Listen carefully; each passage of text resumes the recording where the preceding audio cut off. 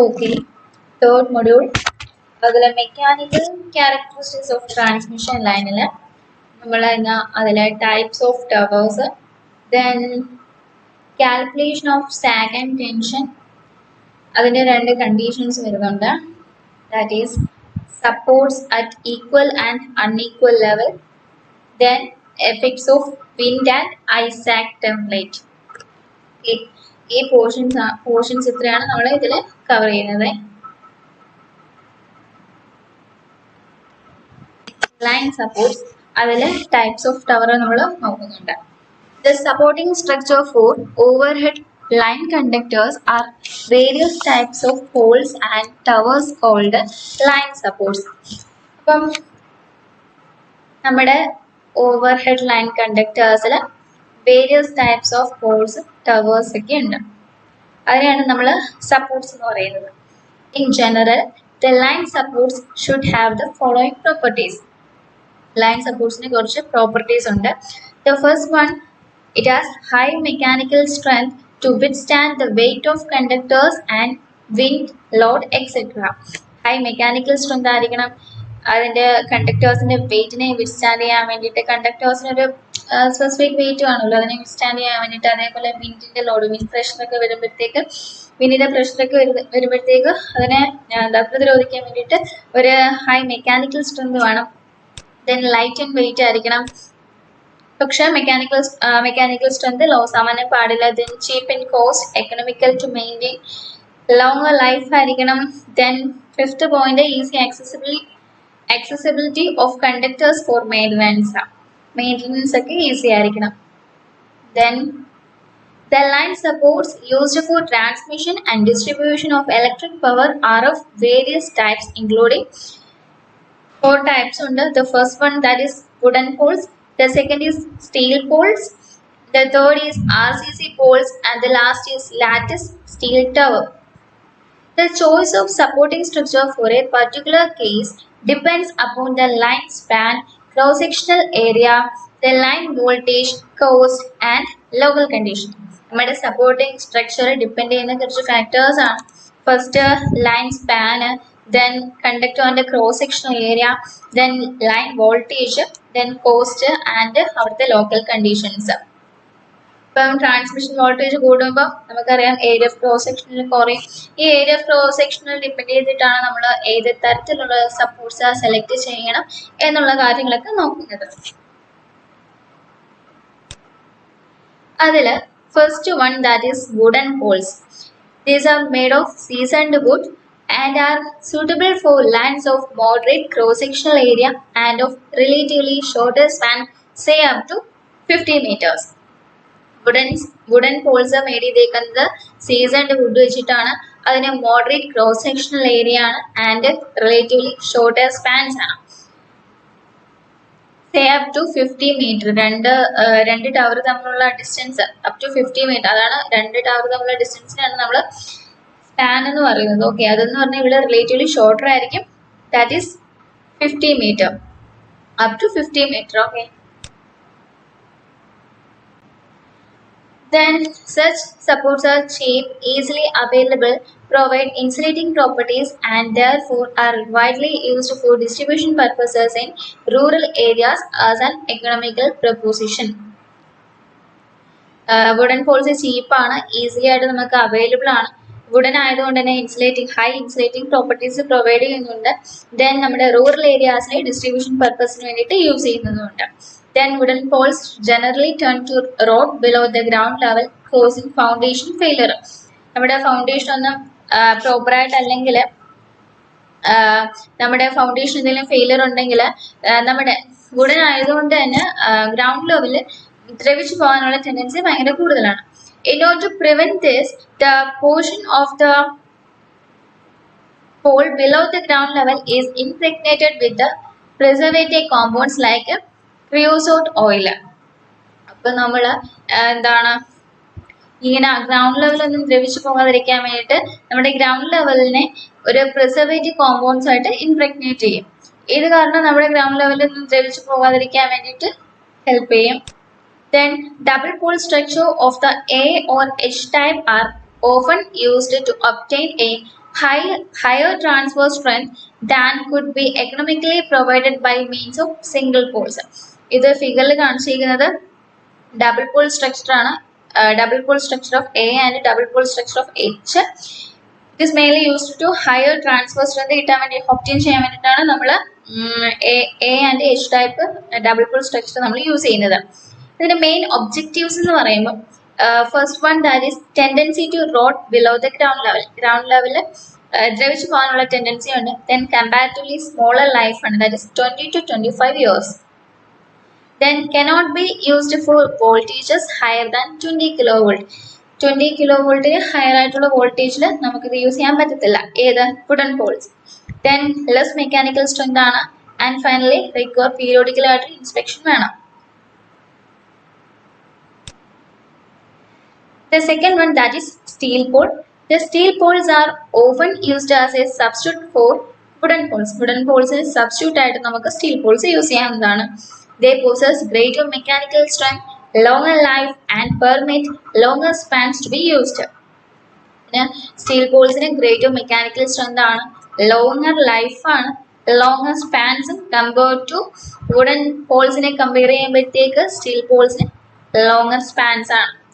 Such poles are generally used for distribution purposes in the cities. നമ്മൾ wooden Paul's rural ഏരിയയുടെ distribution പർപ്പസിന് വേണ്ടിയിട്ട് use ചെയ്തു. അതേസമയം സ്റ്റീൽ പോൾസ് നമ്മുടെ സിറ്റീസിലെ ഡിസ്ട്രിബ്യൂഷൻ പർപ്പസിന് വേണ്ടിയിട്ട് യൂസ് ചെയ്തു. This type of supports need to be galvanized or painted in order to prolong its life. Life improve ആക്കാൻ വേണ്ടിയിട്ട്, ലോങ്ങർ ലൈഫ് ആക്കാൻ വേണ്ടിയിട്ട് നമ്മുടെ സ്റ്റീൽ പോൾസിനെ ഒന്നെങ്കിൽ പെയിന്റ് ചെയ്യും അല്ലെങ്കിൽ ഗാൽവനൈസ് ചെയ്തിട്ട് നമ്മൾ യൂസ് ചെയ്യും. The steel poles are of three types. That is, first one, that is rail poles. The second is tubular poles, and the third is rolled steel poles.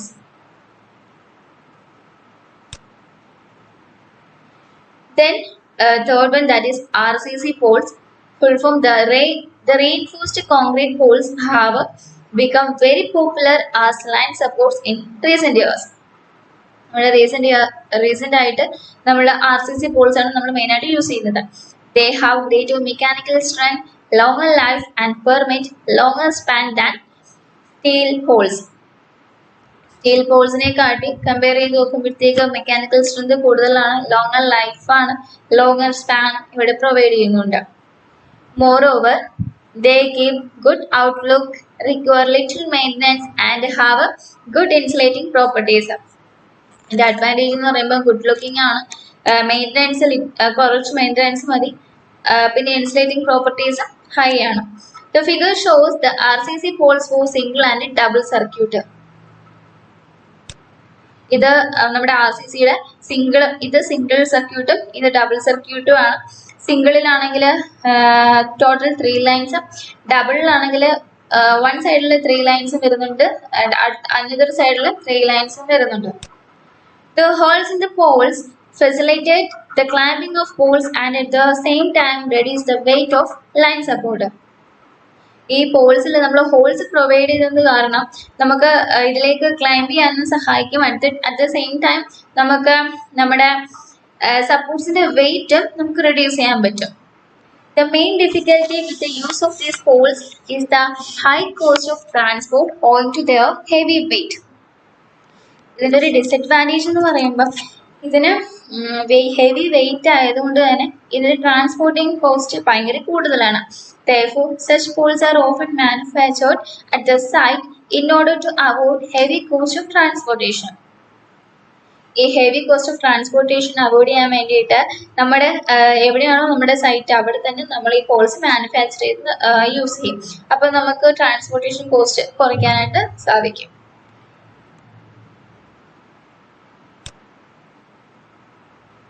The last one, that is steel tower.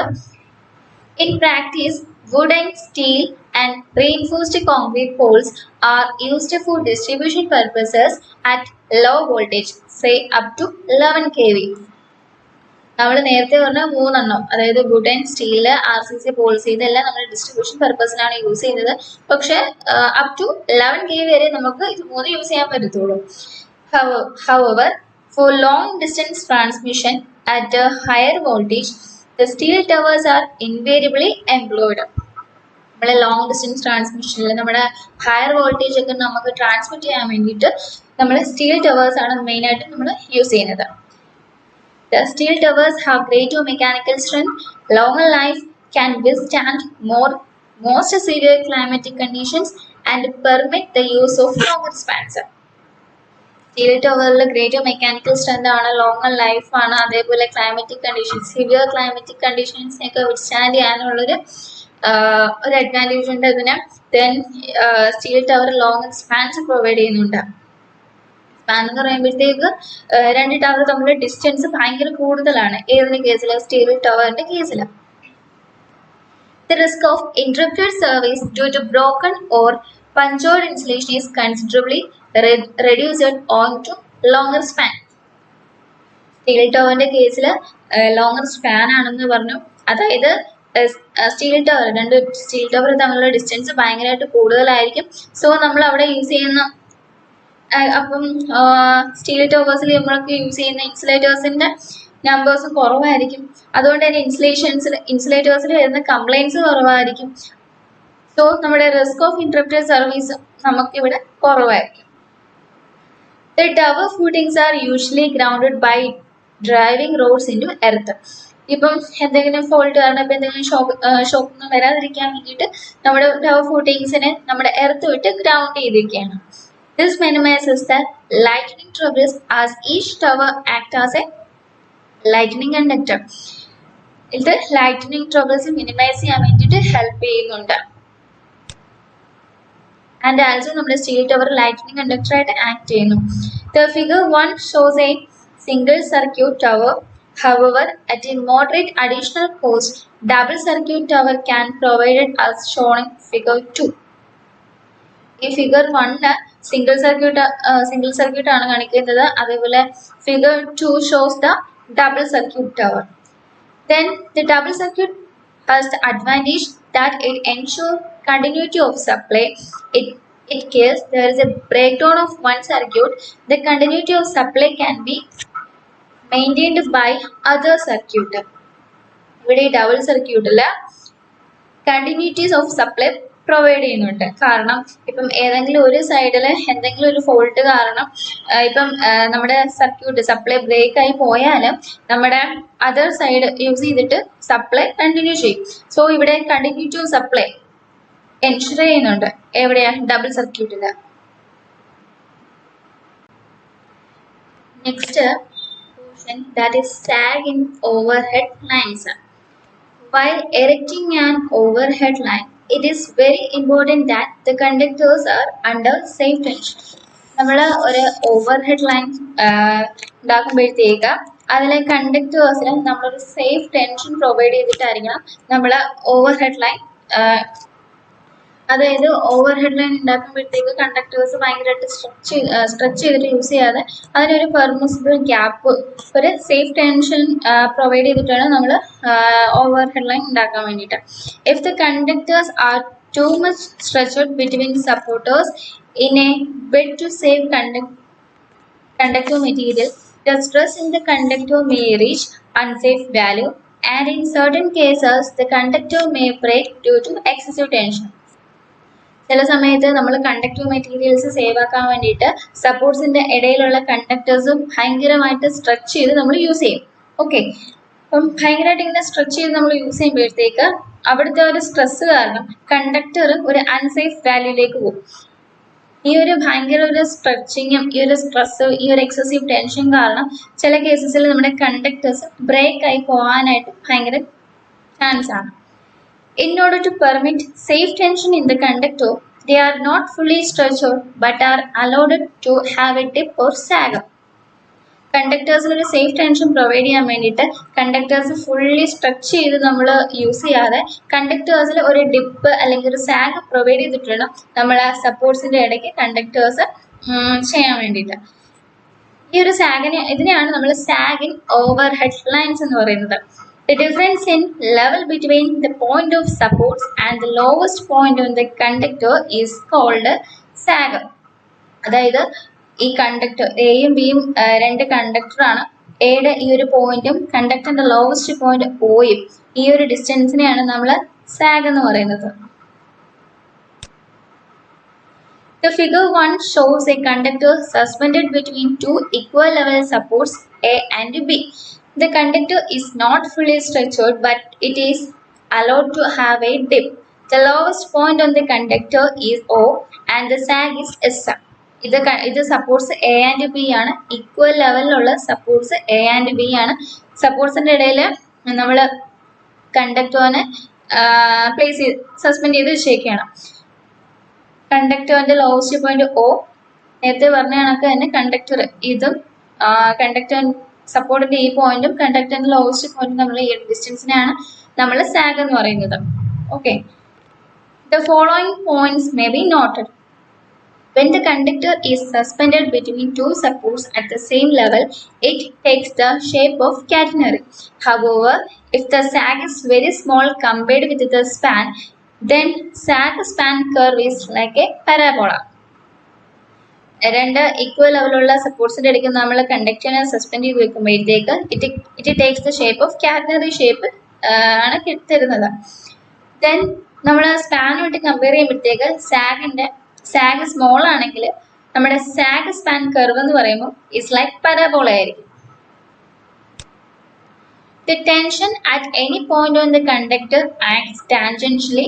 Thus, tension TO at the lowest point O act horizontally as shown in figure 2. നമ്മുടെ കണ്ടക്ടറിൽ tension tangential ആയിട്ടാണ് act ചെയ്യുന്നത്. നമ്മൾ ഈ figure നോക്കുമ്പോഴത്തേക്ക് ഇവിടുത്തെ lowest point O, ഇവിടുത്തെ tension TO ഇവിടെ horizontal ആയിട്ടാണ് ആക്ട് ചെയ്യുന്നത്. ഓക്കെ, ഇവിടുത്തെ ലോവസ്റ്റ് പോയിന്റ് ഒ, ഇവിടുത്തെ ടെൻഷൻ TO ഇവിടെ ഹൊറിസോണ്ടൽ ആയിട്ടാണ് ഇവിടെ ആക്ട് ചെയ്യുന്നത്. The horizontal component of tension is constant throughout the length of the wire. ഇവിടുത്തെ ഹൊറിസോണ്ടൽ കമ്പോണന്റ് TO ഇവിടെ ഓൾവേസ് കോൺസ്റ്റന്റ് ആയിരിക്കും. Then the tension at support is approximately equal to the horizontal tension acting at any point on the wire. Thus, if T is the tension at the support B, then T is equal to T0. അതായത് ഈ second figure നോക്കുമ്പോഴത്തേക്ക് support ബിയുടെ അവിടെ ഒരു tension ഉണ്ട്, that is tension T. Then കണ്ടക്ടറിന്റെ lowest point O, അവിടെ നമ്മൾ ടാൻജൻഷ്യൽ ആയിട്ടൊരു ടെൻഷൻ ഉണ്ട്, ദാറ്റ് ഈസ് TO. ഈ രണ്ട് ടെൻഷനും ഈക്വൽ ആണ്.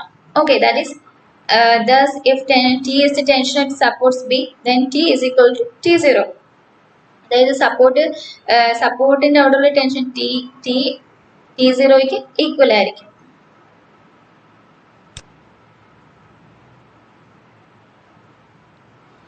Then conductor, sag and tension. This is an important conductor, sag and tension. This is an important consideration in the mechanical design of overhead lines.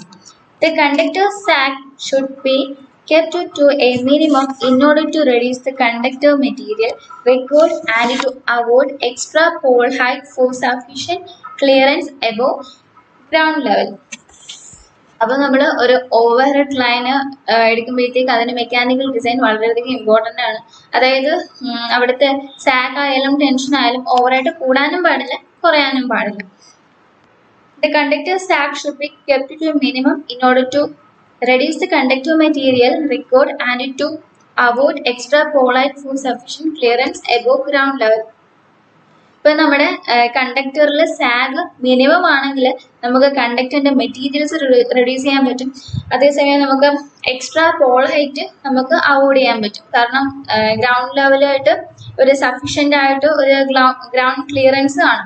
So നമുക്ക് extra Paul height നമുക്ക് avoid ചെയ്യാൻ പറ്റും എന്താണെങ്കിൽ zag minimum ആണെങ്കിൽ. It is also desirable that the tension in the conductor should be low to avoid the mechanical failure of conductor and to permit the use of less strong supports. ഇപ്പോൾ നമ്മുടെ കണ്ടക്ടറിൽ tension minimum ആണെങ്കിൽ നമുക്ക് mechanical failure avoid ചെയ്യാൻ പറ്റും, കണ്ടക്ടറിലെ mechanical failure avoid ചെയ്യാൻ പറ്റും. അതേപോലെ strong സപ്പോർട്ട്സിന്റെ use reduce ചെയ്യാനും പറ്റും. However, low conductor tension and minimum sag are not possible. Low conductor tension minimum sag not possible ആണ്. It is because low sag means low sag എന്ന് പറഞ്ഞാൽ tight wire ആയിരിക്കും, അതേപോലെ ഹൈ ടെൻഷനും ആയിരിക്കും.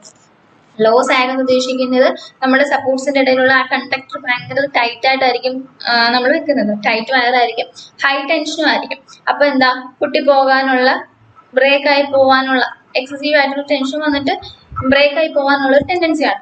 Then low tension means loose wire ആയിരിക്കും, increased sag ആയിരിക്കും. Okay, therefore in actual practice a compromise is made between the two. Next calculation of sag. In an overhead line, the sag should be so adjusted that the tension in the conductors is within safe limit. നമ്മുടെ overhead ലൈനിൽ നമ്മുടെ conductor zag ഒരു safe ലിമിറ്റിൽ വേണ്ടി ആയിരിക്കണം നമ്മുടെ conductor zag നമ്മൾ provide ചെയ്യാനായിട്ടുള്ളത്. The tension is governed by conductor weight, effects of wind, the ice loading and temperature variations. നമ്മുടെ ടെൻഷനെ ഉണ്ടാകാനുള്ള ഫാക്ടേഴ്സ് കണ്ടക്ടറിന്റെ വെയിറ്റ്, അതേപോലെ effect of wind, then ice loading, then temperature variations. It is standard practice to keep conductor tension less than 50% of its ultimate tensile strength. That is, minimum factor of safety in respect of conductor tension should be 2. അപ്പം minimum conductor tension എന്ന് പറയുമ്പോൾ should be 2 ആയിരിക്കണം. To calculate sag and tension of a conductor conditions are when, നമുക്ക് കണ്ടക്ടറിന്റെ zag ടെൻഷനും calculate ചെയ്യണം. അതിന് നമുക്ക് രണ്ട് കണ്ടീഷൻസ് ഉണ്ട്. ഒന്ന്, സപ്പോർട്ട്സ് ആർ അറ്റ് ഈക്വൽ ലെവലും, then second condition, supports are at unequal ലെവലും. ഓക്കെ, സപ്പോർട്ട്സ് ഈക്വൽ ലെവലിലുള്ള സാഗും ടെൻഷനും കണ്ടുപിടിക്കണം, അതേപോലെ സപ്പോർട്ട്സ് അൺഈക്വൽ ലെവലായിട്ടുള്ള സാഗും ടെൻഷനും കണ്ടുപിടിക്കണം. ഈക്വൽ ലെവൽ എന്ന് പറയുമ്പോൾ പ്ലെയിൻ സർഫസ് എടുത്താലും നമ്മുടെ സപ്പോർട്ട്സ് ഈക്വൽ ആയിരിക്കും. ഇപ്പം അൺഈക്വൽ ലെവൽ എന്ന് പറയുമ്പോഴത്തേക്ക് ഇപ്പൊ ഹില്ലി ഏരിയാസിൽ സപ്പോർട്ട്സിന്റെ ലെവൽ അൺഈക്വൽ ആയിട്ടായിരിക്കും. Okay, when supports are at equal level, consider a conductor between two equal level supports A and B with O as the lowest point as shown in figure. It can be proved that the lowest point will be at the midspan. ഈ figure നോക്കുമ്പോഴത്തേക്ക് ഇവിടെ A and B രണ്ട് supports ഉണ്ട്. B എന്നൊരു support and A എന്നൊരു support. അതിന്റെ ഇടയിൽ നമ്മളൊരു കണ്ടക്ടർ സസ്പെൻഡ് ചെയ്ത് വെച്ചിട്ടുണ്ട്. ഓക്കെ, ടു ഈക്വൽ ലെവൽ, ഇത് നമ്മുടെ ഈക്വൽ ലെവലാണ്, സപ്പോർട്ട്സ് ഈക്വൽ ലെവലാണ്. എയും ബിയും കാണുമ്പോൾ നമുക്ക് മനസ്സിലാവും. ഈക്വൽ ലെവൽ സപ്പോർട്ട്സിന്റെ ഇടയ്ക്ക് നമ്മളൊരു കണ്ടക്ടർ വെച്ചിട്ടുണ്ട്. ഓക്കെ, കണ്ടക്ടറിന്റെ O എന്ന് പറയുന്നത് കണ്ടക്ടറിന്റെ lowest portion. The lowest portion mid span ആണെന്ന് നമുക്ക് പ്രൂവ് ചെയ്യണം. Okay, let L be the length of a span. രണ്ട് സപ്പോർട്ട്സിന്റെ തമ്മിലുള്ള ലെങ്ത് ഡിസ്റ്റൻസ് L എന്ന് നമ്മൾ മാർക്ക് ചെയ്തു. L be the length of a span and W is equal to weight per unit length of conductor and T is the tension in the conductor. Consider a point P on the conductor. നമ്മൾ കണ്ടക്ടറിൽ P എന്ന് പറഞ്ഞൊരു point consider ചെയ്തു. Taking the lowest point O as the origin. കണ്ടക്ടറിന്റെ lowest point O നമ്മൾ origin ആയിട്ട് എടുത്തു. Let the coordinates of point P be X and Y. P എന്ന് പറയുന്ന പോയിന്റിന്റെ coordinates X and Y, vertically Y, horizontally X. ഇപ്പം P യുടെ coordinates എന്തൊക്കെയാണ്? X and Y. Assuming that the curvature is so small that the curved length is equal to its horizontal projection. അതായത് നമ്മുടെ ഇവിടുത്തെ curve OP is equal to നമ്മുടെ ഇവിടുത്തെ horizontal projection, that is X.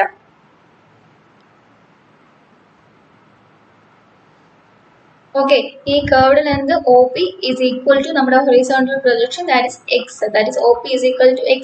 The two forces acting on the portion OP of the conductor. ഈ OP എന്ന് പറയുന്ന പോർഷനിൽ രണ്ട് ഫോഴ്സസ് ഉണ്ട്, that is vertical force and other is horizontal force. Okay. The weight Wx of conductor acting at a distance x/2 from O. അതായത്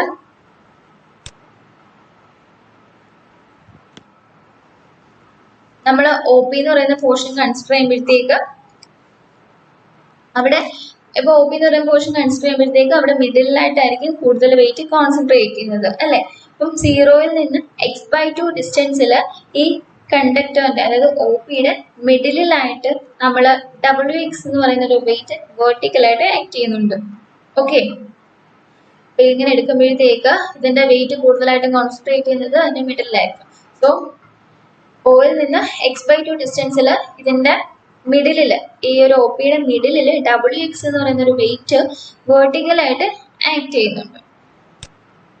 Then tension at T acting at O. Then ഇതിന്റെ tangential tension, that is T. Equating the moments of two forces, ഇതാണ് ഇവിടുത്തെ രണ്ട് forces. ഒന്ന് horizontal ഫോഴ്സും, ആദ്യത്തേത് ഇവിടുത്തെ vertical ഫോഴ്സും, രണ്ടാമത്തേത് ഇവിടുത്തെ ഹൊറിസോണ്ടൽ ഫോഴ്സും. ഓക്കെ, അതായത് ഈ വെയിറ്റ് വെർട്ടിക്കൽ ആയിട്ടുള്ളത് നമ്മുടെ ഇവിടുത്തെ വെർട്ടിക്കൽ ഫോഴ്സും, നമ്മുടെ ടാൻജൻഷ്യൽ ആയിട്ടുള്ള T എന്ന് പറയുന്ന ടെൻഷൻ ഇവിടുത്തെ ഹൊറിസോണ്ടൽ ഫോഴ്സും. Equating the moments of about two forces about point O, we get നമ്മൾ രണ്ട് ഫോഴ്സസും കൂടെ ഇക്വേറ്റ് ചെയ്യണം. That is Ty is equal to Wx into x/2.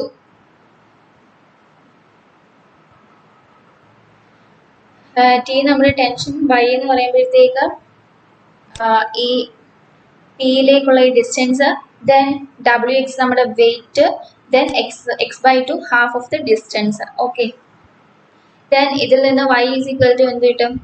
T ഡിനോമിനേറ്ററിൽ വരും. Then we get WX² by 2T.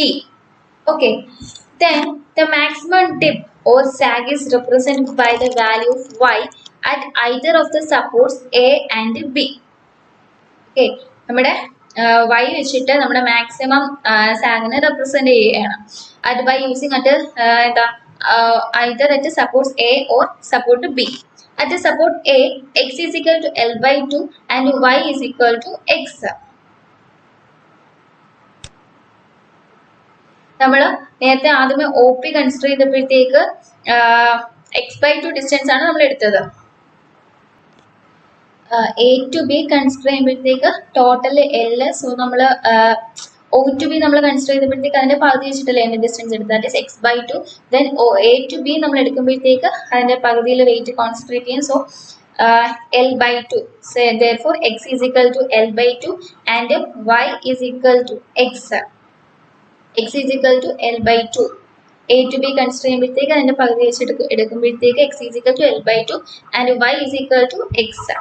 Therefore sag S is equal to W into x ന് പകരം നമ്മൾ L/2 the whole square divided by 2T. Okay, ഈ y ക്ക് പകരം ഈ S, therefore S is equal to W into ഈ x ന് പകരം L/2 the whole square divided by 2T with 2T which is equal to WL square divided by 8T. നേരത്തെ condition supports equal level ആണെങ്കിലുള്ള conditions. Second condition when supports are at unequal levels.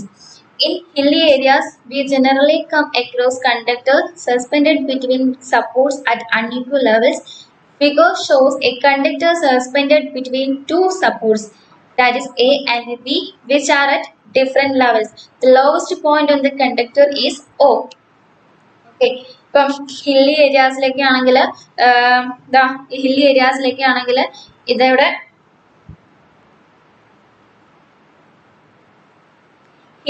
Hilly ഏരിയാസിലാണെങ്കിൽ നമുക്ക് unequal ലെവലിലുള്ള supports ആയിരിക്കും. Okay, അപ്പം ഈ unequal level സപ്പോർട്ട്സിന്റെ ഇടയ്ക്ക് നമ്മുടെ കണ്ടക്ടേഴ്സിനെ ഇവിടെ സസ്പെൻഡ് ചെയ്ത് വെച്ചേക്കാണ്. A and B two supports.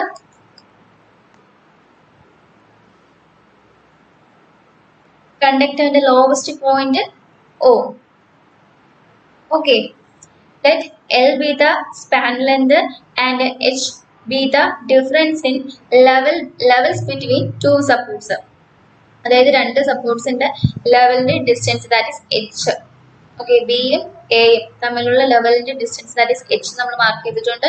Then x1 is the distance of supports at lower level, that is x1. Then x2 is equal to distance of supports at higher level from O, അതായത് ബിയിൽ നിന്ന് O, that is x2. Then T is the tension in the conductor. Then y is equal to wx square by 2t. അപ്പോൾ at support A, x is equal to നമ്മൾ x1 എടുത്തു, that is distance of support at lower level from O.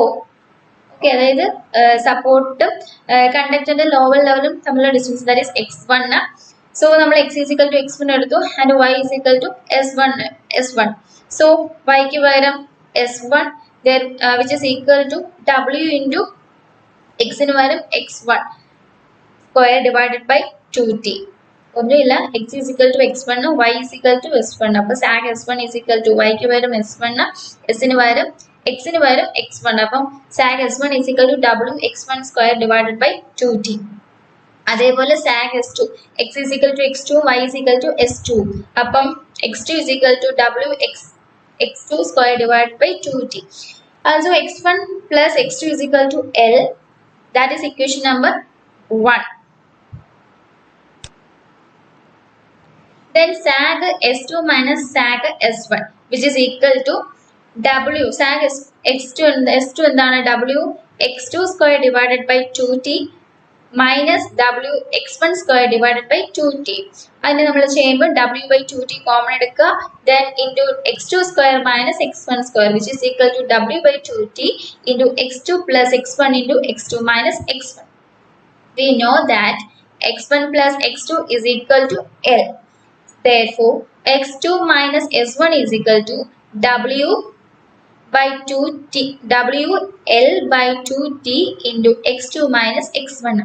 x2 plus x1 എല്ലാം അറിയാം, so wl by 2t into x2 minus x1.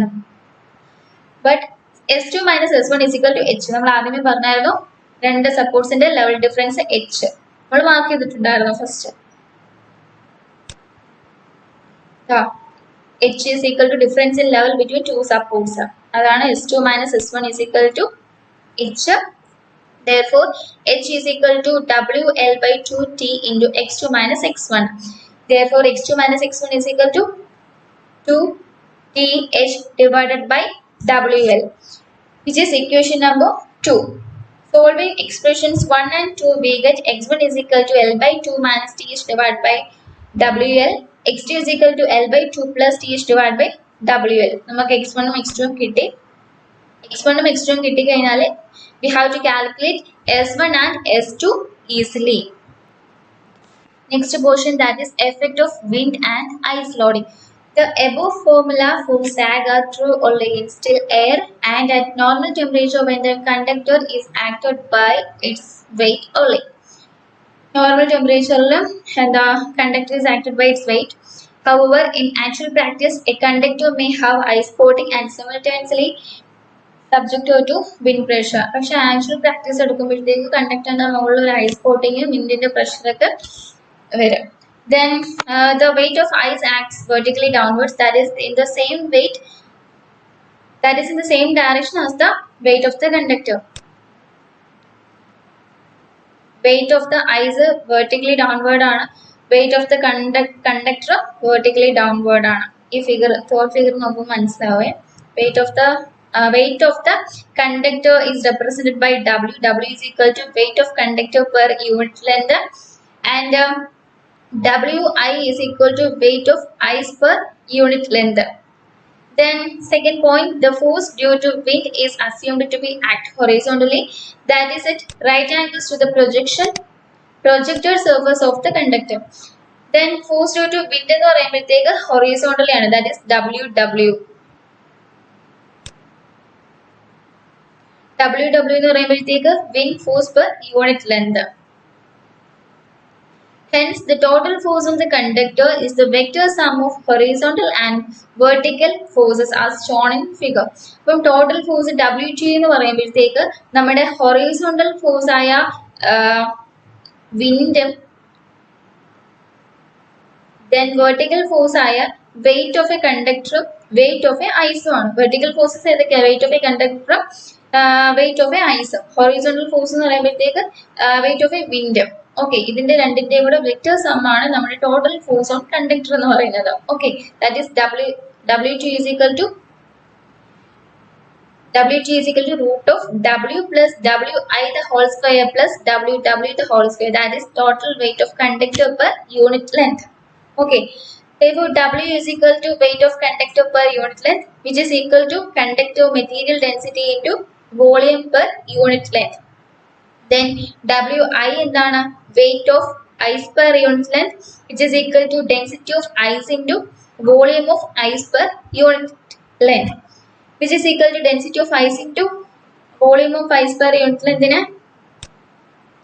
pi by 4 into d plus 2t the whole square minus d square into 1, which is equal to density into ice into pi by 4 ഇത് d plus 2t the whole square minus d square ചെയ്യുമ്പോഴത്തേക്ക് 4dt plus 4t square വരും, which is equal to density of ഇത് a plus b the whole square ആ equation minus d square ചെയ്യുമ്പോൾ നമുക്ക് ഇത് കിട്ടാം. Then which is equal to density of ice into pi t into d plus t. ഇതിനകത്തുനിന്ന് 4 വെച്ചിട്ട് നമ്മൾ എല്ലാത്തിനും ഡിവൈഡ് ചെയ്യണം, then t പുറത്തെടുക്കണം. അപ്പം we get pi t into d plus t.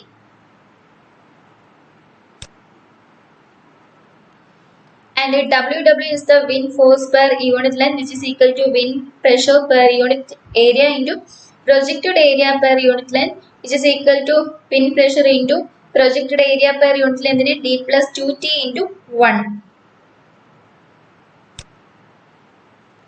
When the conductor has wind and ice loading also, the following points may be noted. The conductor sets itself in a plane at an angle theta to the vertical, where tan theta is equal to WW by W plus W. WW നമുക്ക് കിട്ടുന്ന എങ്ങനെ അറിയാം, root of W plus Wi the whole square plus WW the whole square, ഈ equation വെച്ചിട്ട്. Okay.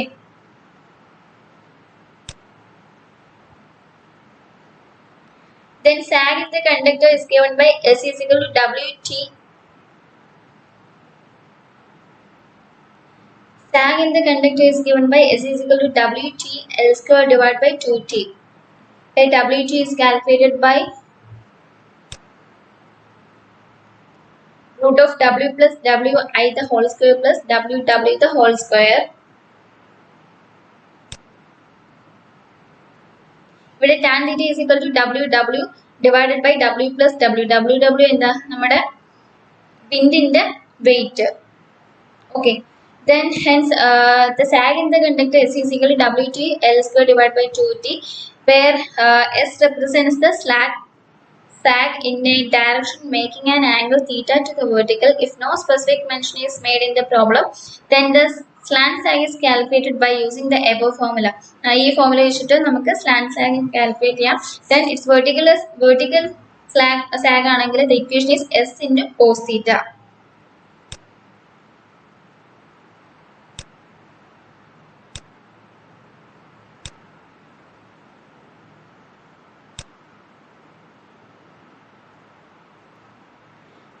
Today we study types of towers. Then അത് 4 wooden poles, steel poles, RCC poles and steel towers. Then sagging overhead lines. അതിലെ calculation of sag അതിലെ 2 conditions വരുന്നുണ്ട്, supports at equal level, supports at unequal levels. അത് important ആണ്. Then effects of wind and ice loading.